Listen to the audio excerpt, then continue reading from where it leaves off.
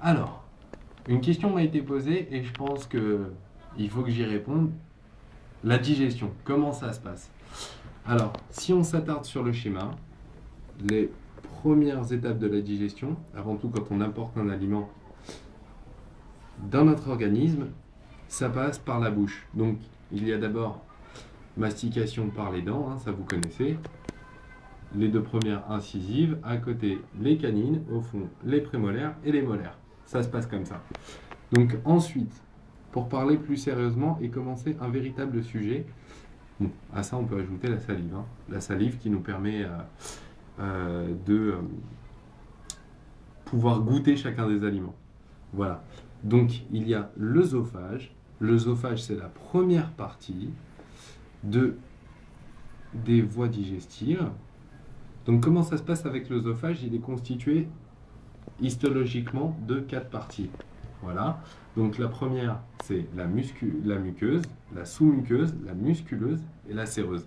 C'est généralement un tube qui va de la gorge qui traverse le diaphragme, ici, et qui permet, grâce à des ondes péristaltiques, le bon passage des aliments jusqu'à l'estomac. Maintenant, revenons à l'histologie. Normalement, la muqueuse, qu'est-ce qu'il y a dessus? Forcément, du mucus. Le mucus qui permet le passage des aliments sans accroc. Les ondes péristaltiques, il y en a deux. Il y a une rapide et une lente. Bref, on vous passera les détails du temps de passage.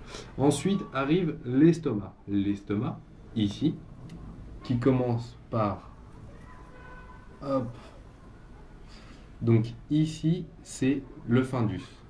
Ici, c'est ce qu'on appelle l'angle de His. C'est la conformation que prend la grande courbure de l'estomac et qui permet de faire sphincter.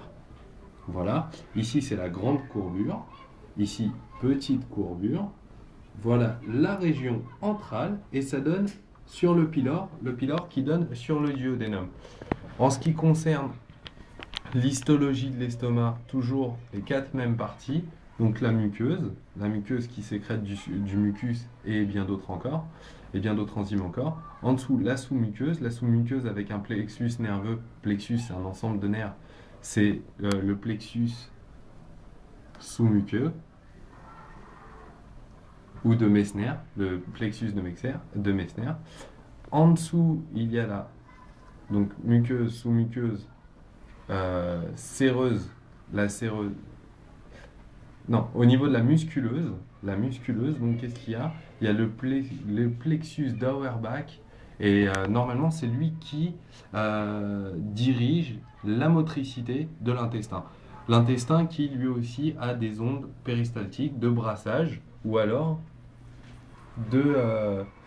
des ondes qui permettent le transit des aliments. En ce qui concerne les sécrétions de l'estomac, on peut y voir de l'acide chlorhydrique,